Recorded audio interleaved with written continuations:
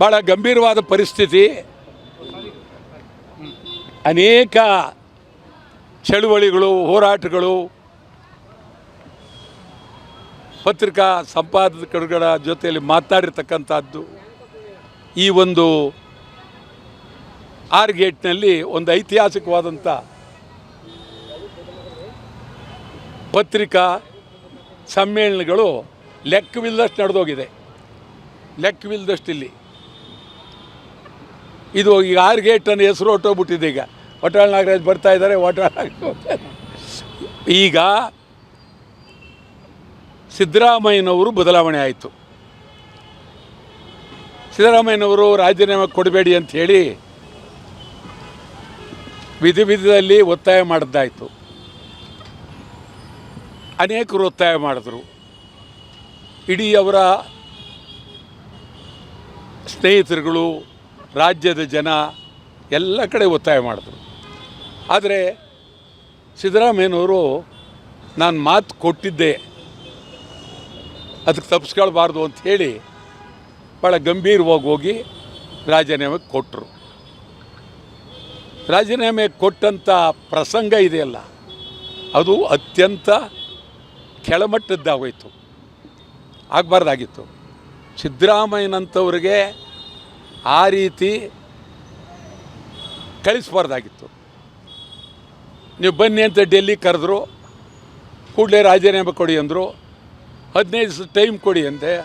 ಯಾವ ಟೈಮು ಕೊಡಲ್ಲ ರಾಜೀನಾಮೆ. ನಿಜ, ನೀವು 8 ವರ್ಷ ಮುಖ್ಯಮಂತ್ರಿ ಆಗ್ತಕ್ಕಂಥ ಅವಕಾಶ ಮಾಡಿಕೊಟ್ಟಿದ್ದೀರಿ, ವಿರೋಧ ಪಕ್ಷ ಮಾಡಿಕೊಟ್ಟಿದ್ದೀರಿ. ಆದರೆ ಬದಲಾವಣೆ ಮಾಡುವಾಗ ನೀವಿಷ್ಟು ಮಾಡಿಕೊಟ್ಟದ್ದು ಹೊರಟೋಯ್ತು.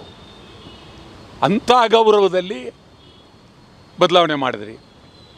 ಹಿಂದೆ ರಷ್ಯಾ ದೇಶದಲ್ಲಿ ಸ್ಟಾಲಿನ್ನಿಂದ ಹೋರಾಟಗಳು ನಡೀತು.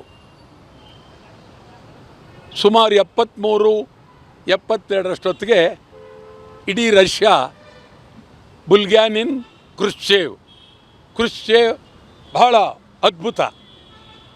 ನಿಮ್ಗೆ ಹೇಳಿದ ರಷ್ಯಾದಲ್ಲಿ ಅವರು ಕುರುಬರು.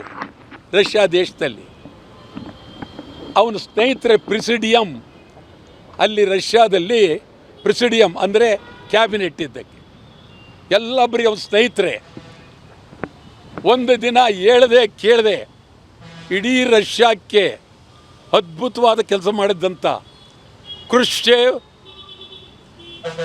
ಹೊರಗಡೆ ಕಳಿಸ್ಬಿಟ್ರು. ಯಾರು ಮಾತಾಡೋಕ್ಕೆ ಕೊಡೋದು ಅಂದರು.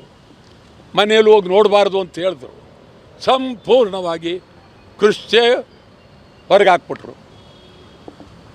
ಕ್ರುಶ್ಚೇವ್ ಥರವೇ ಇಲ್ಲಿ ಸಿದ್ದರಾಮಯ್ಯನವ್ರನ್ನ ಹೊರಗೆ ಹಾಕಿದ್ದು ಸರಿಯಲ್ಲ, ಸರಿಯಾದ ಕ್ರಮ ಅಲ್ಲ. ಆಲ್ ರೈಟ್, ಇನ್ನೊಂದು ವರ್ಷ 2 ವರ್ಷ ಆಯಿತು. ಅದಾದಮೇಲೆ ಯಾರನ್ನು ಬೇಕಾದರೂ ಮಾಡಿ ಹೇಳ್ಬೋದಾಗಿತ್ತು. ಇದಾದಮೇಲೆ ನಿಮ್ಗೇನಾಯಿತು ಪುರುಷಾರ್ಥ? ಬದಲಾವಣೆ ಮಾಡಿ ಏನು ಮಾಡಿದ್ರಿ? ಬದಲಾವಣೆ ಮಾಡೋದ್ರಿಂದ ಏನು ತೋರಿಸ್ದಂಗೆ ಆಯಿತು ಅಂದರೆ ಇದು ಡಿಕ್ಟೇಟರ್ಶಿಪ್, ಸರ್ವಾಧಿಕಾರ ಅನ್ನೋದು ಆಗೋಯ್ತು. ಪ್ರಜಾಪ್ರಭುತ್ವ ಇಲ್ಲ ಅಂತ ಆಗೋಯ್ತು. ಚುನಾಯಿತ ಶಾಸಕರುಗಳಿಗೆ ಸಿದ್ದರಾಮಯ್ಯನವ್ರ ಪರ ಬಹುಮತ ಇದ್ದರೂ ಸಿದ್ದರಾಮಯ್ಯ ಉಳಿಯೋಕ್ಕಾಗಲಿಲ್ಲ.